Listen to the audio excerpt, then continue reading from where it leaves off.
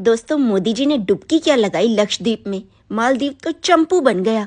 मालदीव सरकार के हाथ पैर फूले हुए हैं। चाइना भी बहती गंगा में हाथ सेक रहा है, उनकी मदद के लिए आगे आ रहा है। कुछ भी हो जाए, 5 लाख की आबादी वाले मालदीव का जब 50 करोड़ इंडियन ने बॉयकॉट मालदीव कर दिया तो मालदीव का क्या ही होगा। लक्षद्वीप के सपोर्ट में आने वाले लोगों की लाइन लग गई है। सबसे पहले आए रतन टाटा, जिन्होंने अनाउंस किया कि मालदीव पर 2 ताज होटल बनेंगे। वाह वाह वाह। उसके बाद सामने आया इजराइल, जिसने यहाँ पर खारे पानी को साफ करने के लिए सेलाइन वाटर प्लांट लगाने की भी पेशकश कर दी है। वाह वाह वाह। असली दोस्त ऐसे ही होते हैं, मालदीव जैसे नहीं, जिसका खाया उसी पर थूका। 1965 में आजाद हुआ अंग्रेजों से मालदीव, और उसके बाद उसको बचाने के लिए भारत आगे आया, हर तरह से मदद की। भारत से ही टीचर्स और डॉक्टर्स गए मालदीव में। सिर्फ और सिर्फ टूरिज्म के भरोसे चलता है ये देश, और यहाँ पर आने वाला हर छठा टूरिस्ट इंडियन होता है। अभी कुछ दिन पहले ही यहाँ पर आग लग गई थी और यहाँ का वाटर प्लांट ब्लास्ट हो गया था। इनको पानी तक भेजने की मदद की हमारे मोदी जी ने। कोविड के बाद जब टूरिज्म के हालात खराब हो गए, तब मदद करने के लिए सबसे पहले भारत आगे आया। लक्षद्वीप से सिर्फ 750 किलोमीटर दूर है मालदीव। मदद के नाम पर पैसा उस पर फूकने की जगह अगर अपने देश पर लगाया होता तो ये एहसान फरोशी तो ना होती। मालदीव पर मोदी जी के जाने से बहुत सारी तस्वीरें साफ हो गईं। दोस्त की फितरत का पता लग गया, और ये भी पता लगा कि अपने देश को ही आगे बढ़ाया जाए। दोस्त और दुश्मन की पहचान भी ऐसे बुरे वक्त में हो गई। और सबसे बड़ा फायदा ये हुआ कि लक्षद्वीप के रूप में एक छिपा हुआ खजाना हमारे हाथ लग गया। दोस्तों, लक्षद्वीप भारत की सबसे छोटी यूनियन टेरिटरी है। लक्षद्वीप का मतलब है लक्षद्वीप, यानी कि लाख द्वीपों का समूह, जिसमें से अभी बहुत सारे पानी में डूब गए हैं। सिर्फ 36 द्वीप ऐसे हैं जो बाहर हैं, और उसमें से 10 पर ही लोग रहते हैं। अगर किसी भारतीय को लक्षद्वीप घूमने जाना है तो उसके लिए उसे सबसे पहले कोचीन जाना होगा, क्योंकि कोचीन से आगाती द्वीप तक के लिए सीधी फ्लाइट चलती हैं, जिसका किराया 5 से 6 हजार के बीच में होता है, और ये किराया लगभग इतना ही रहता है सारे साल। 1.5 से 2 घंटे की फ्लाइट है, और आप आराम से 10 साढ़े 10 बजे लक्षद्वीप पहुंच जाएंगे अगर आप कोचीन से जाते हैं तो। नहीं तो आप शिप से भी जा सकते हैं और लग्जरी क्रूज पर भी जा सकते हैं, जो कि कोचीन से बहुत सारे चलते हैं। इसमें 14 से 18 घंटे का समय लगता है। अगर आप क्रूज पे घूमने के शौकीन हैं तो आपको जरूर इस पे जाना चाहिए। लक्षद्वीप जाने के लिए एक परमिट लेना पड़ता है, जो कि आप ऑनलाइन ले सकते हैं।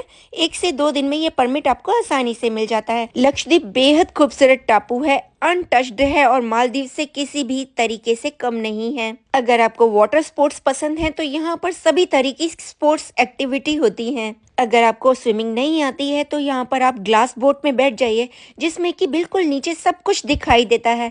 यहाँ का रेत सफेद है, इसलिए समुद्र एकदम नीला दिखाई पड़ता है।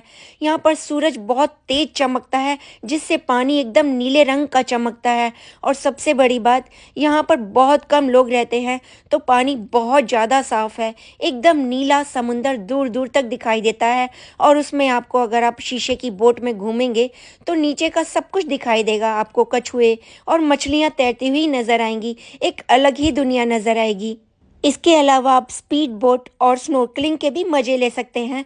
कायाकिंग भी यहाँ पर होती है, और बहुत सारी वाटर स्पोर्ट्स एक्टिविटीज होती हैं। जब आपका प्लेन अगाती द्वीप पर उतरता है तो अगाती द्वीप सिर्फ 3.8 किलोमीटर का उसका क्षेत्रफल है, यानी कि बहुत ही छोटा सा द्वीप है और बेहद खूबसूरत। आप वहां पर एक बाइक किराए पर लेकर भी घूम सकते हैं, और 3 से 4 किलोमीटर के द्वीप को पैदल भी घूम सकते हैं।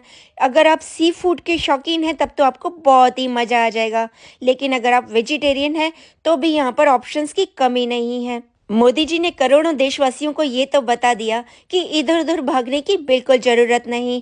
आपका देश बेहद खूबसूरत है, और यहाँ पर एक्सप्लोर करने के लिए बहुत सी अनटच्ड जगहें हैं, तो क्यों ना उनका इशारा समझा जाए। पराया देश पराया होता है, और अपना अपना। अगर आप अपने देश में टूर करते हैं तो एक तो वो बहुत सस्ता पड़ता है, आपके लाखों रुपए बचते हैं, और उसके बाद आपको बहुत अच्छी फील भी आती है। तो लक्षद्वीप के लिए आप अपना टूर कब प्लान कर रहे हैं, जरूर बताइएगा। इसके बारे में अगर आपको कुछ और जानकारी चाहिए तो नीचे कमेंट में पूछ सकते हैं। एहसान फरोश को क्या सजा देनी चाहिए, इतना तो आप जानते ही हैं। कभी भी मालदीव जाने की सोचिएगा भी मत। अयोध्या में फिर से राम का घर बनाने वाले मोदी जी को प्रणाम। अयोध्या जैसे छोटे से गांव को टूरिस्ट डेस्टिनेशन का हब बना दिया। देश हो या विदेश, हर कोई अयोध्या जाना चाहता है। इसी तरह मोदी जी के पांव जहां पर भी पड़ रहे हैं, देश के बहुत सारे रूप और रंग निखर कर आ रहे हैं। मैं पूरी दुनिया घूमी हूँ। टूरिज्म के बेस पर बहुत सारे कंट्रीज बहुत आगे जा रहे हैं, बहुत पैसा कमा रहे हैं। ये शायद अब हमारी गवर्नमेंट को समझ में आ गया है। टूरिज्म के बेस पर हम कहीं का कहीं पहुंच सकते हैं, क्योंकि हमारे पास लक्षद्वीप जैसे बहुत सारे छिपे हुए गहने हैं। इन गहनों की परख जौहरी की तरह आपको करनी है।